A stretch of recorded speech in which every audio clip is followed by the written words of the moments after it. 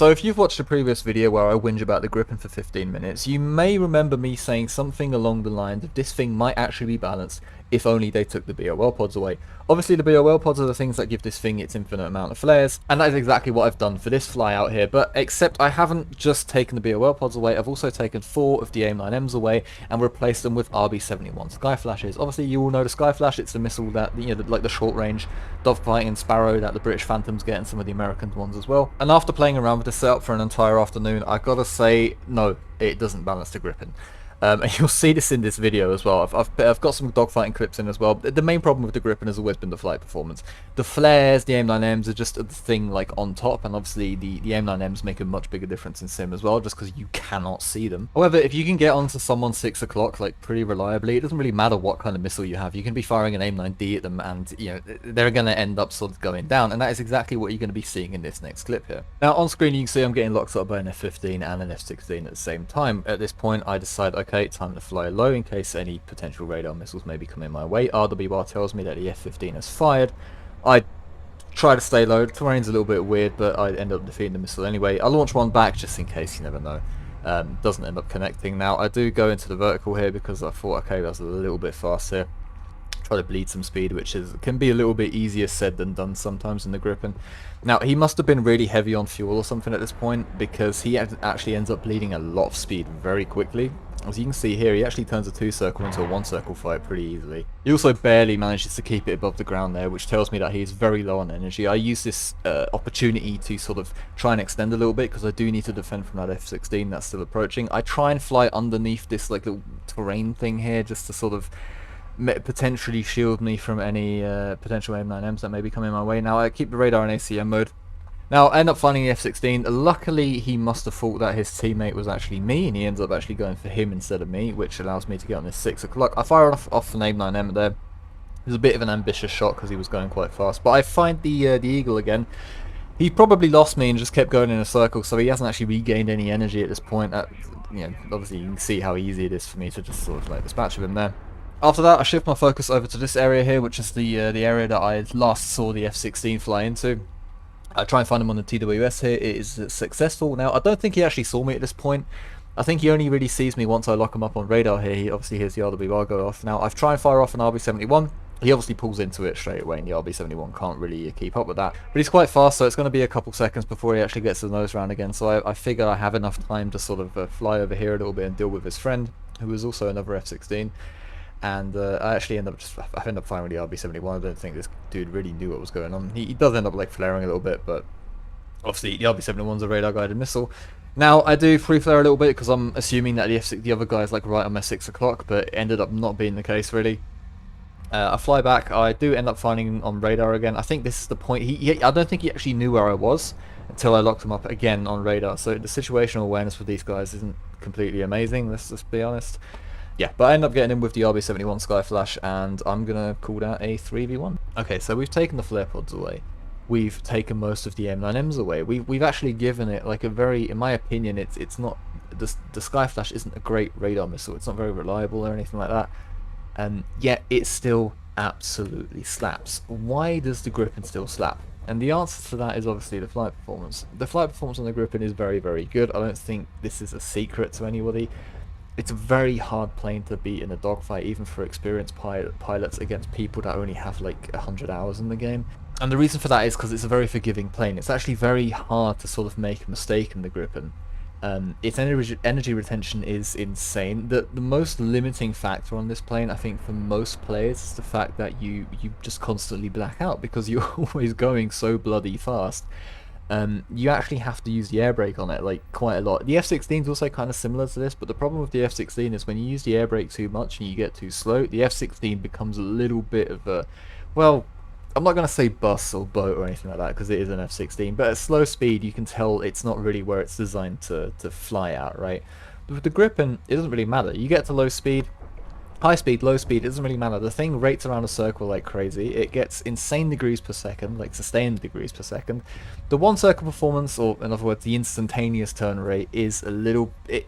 It's not amazing. It's not bad, but it is not amazing. But it doesn't have to be because, like I said, the energy retention is insane. It's very rare you're going to be in like like sort of like a flat scissors situation where you would really need to pull like some extra AoE because you're going to drain your opponent of energy like way before you get anywhere close to being below, I don't know, 350 or something like that. And the problem is it's so intuitive, like you don't even do any of this stuff like sort of consciously or whatever. I mean, you have like your basic sort of like BFM knowledge that you sort of learn through props or whatever. But the Gripen, in a sense, just flies itself, right? Like it's kind of like when you're a kid and you sit on your dad's lap and you're in the car, or whatever, and he sort of lets you steer as he does the pedals. It's kind of like that, right? You just all you do is just steer the thing, and then the flight control system or however the, like Gaijin codes it in this game just takes care of everything else, and it is so. It's kind of I want to say it's a bit boring to fly really because there's no like challenge in it. The F-16 being I love using the F-16 as an example, by the way, because I think it fits the profile here. And the F-16 has a flight control system as well, like a fly-by-wire, and that kind of limits how much you can pull at high speeds, right?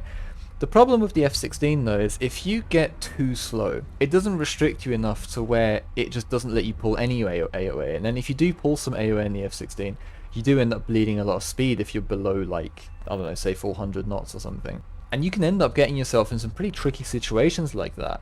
However, with the Gripen, you can't overpull the thing, right? It's like it's on rails, is a term that I hear quite a lot when people talk about the Gripen, and it honestly does feel that way. It feels like the thing is on rails. Like you kind of feel obsolete. Like you just sit like a, you can put a monkey in the pilot's chair. I mean, it's obviously a bit of an exaggeration, but tell him to follow the plane, and he'll eventually just like get behind him, right? And now that I've said it out loud, I don't actually think that's too far-fetched. Now I want to show you this next clip here, just because I think it just perfectly showcases some of the bullshit that this plane is just capable of.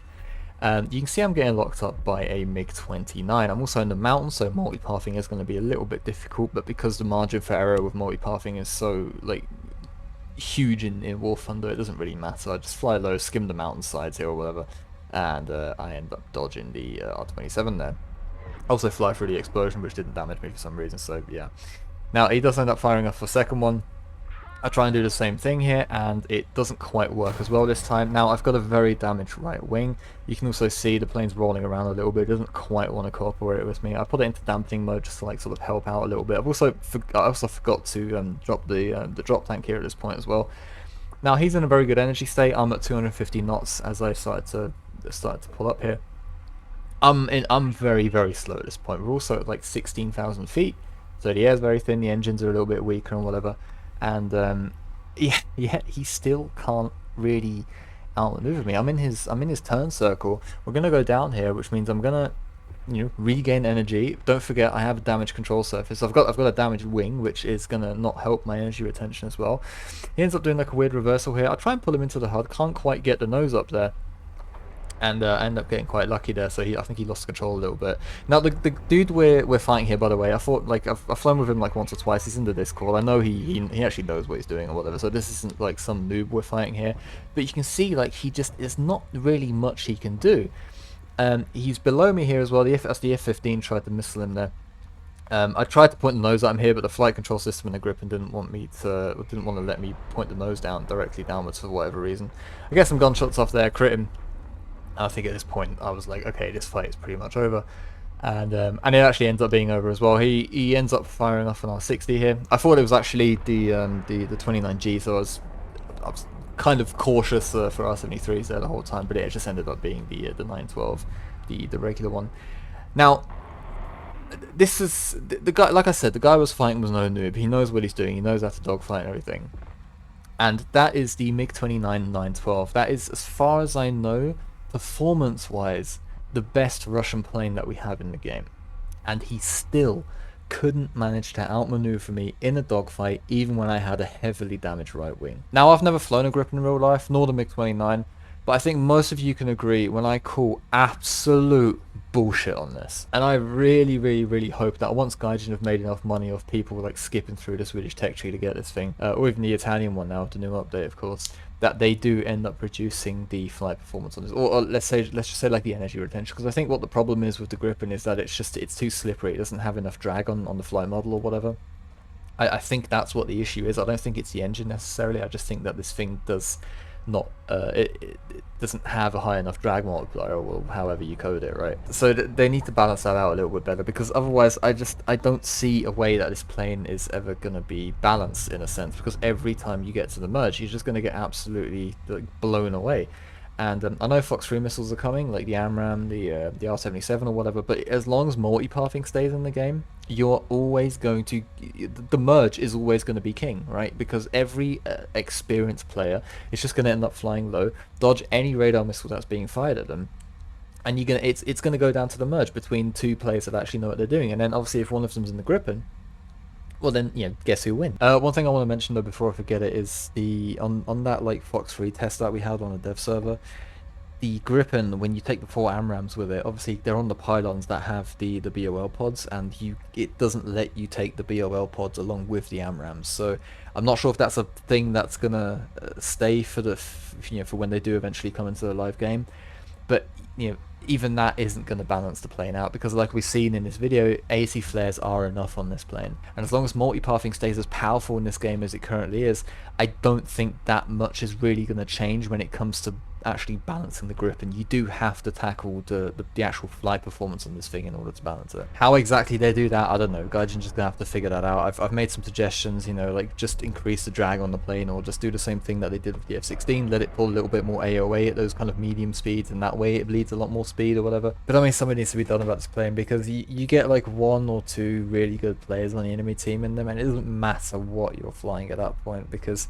they're gonna ruin your match for you, and you have to leave and then try and find a new match and just hope there's no Gripens in that one, because if you stay and fight them, unless you're in an F-16 Block 10 or something, you can't really compete with them in anything. Also, in most cases, the Gripen doesn't really have to dogfight, because it gets in on them, so it can just sneak up on people. You can't see them in sim anyway, so it doesn't matter. And then the radar ping that you get off on the Western style RWRs is also just a question mark. It doesn't say J-39 or anything like that. No, it's just a question mark, which obviously gets lost in all of the other question marks that you get picked up on from all of the bloody SAM units that you fly over in EC maps and whatever. So it can be a very ambiguous plane to sort of deal with, and couple that with the fact that a good player is going to ping you once, maybe twice, and then they're going to turn their radar off, so you only have like those 1 or 2 pings to sort of decide, is that question mark going to is that a Gripen, or is that a SAM unit that I'm like sort of flying over. And then you couple that with the fact that the thing is just so bloody hard to see against like certain backgrounds and stuff, because it's so incredibly tiny. I don't know why it's so hard for them to just like, I don't know, like change a number somewhere in the code to make it say J-39 or something. It can't, like, I'm no coder, but I can't imagine it being that difficult. It's the same with the Mirage 4000, by the way. But just that change alone would just make a bit of a difference as well when you go up against this plane, right? I also think another thing that might be worth looking into for Gaijin is to switch up the team setups a little bit for Sim, because at the moment Sim has like very set team setups, and I mean it makes sense for the most part. Like America, Britain, and Israel always get grouped up together against Russia, China, and in most cases Germany as well. I know there's that one like outlier setup where it's like the old World War II Axis versus the World War II Allies or whatever, but that doesn't get really get played at top tier. So the problem with this like setup though is that the France and Sweden always get grouped up together, and the Mirage 2000 also happens to be like the only plane that sort of gives the Gripen, an average Gripen pilot, a real good run for their money, just because in order to fight the Mirage 2000 you actually kind of need to know what you're doing, like in any plane. But like I said, the Mirage is always on the same side of the Gripen. I know we get the British one as well, and then technically if you have France on the red team, you can go up against Gripens, but the British Gripen isn't as common as the Swedish one.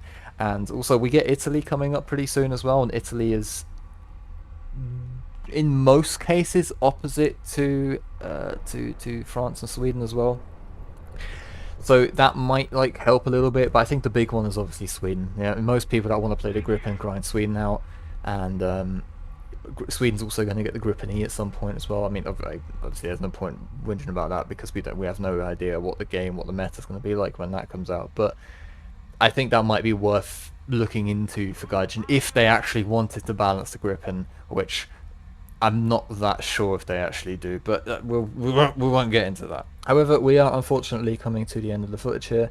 I want to also just mention real quick, I'm still planning on uploading at least one video every week, probably usually around the weekend or Mondays is like when it will go up. Sometimes it will be more than one video, but that really just kind of depends on like how much time I have and how things are going in game, and just if any problems come up or whatever. If you're looking for a sim-orientated Discord server, my one is linked in the description. You're more than welcome to join. We pretty much have like people in there chatting, playing together like every single day, which I absolutely love, by the way. Other than that, guys, give this setup with the Gripen a go. It's actually kind of fun to play around with the radar missiles and just not rely on the M9Ms all the time or the BOL pods. Just requires a little bit more skill to fly this thing, you know? It's worth giving a go. But yeah, guys, thank you very much for watching, and I will hope to see you in the next one. Cheers.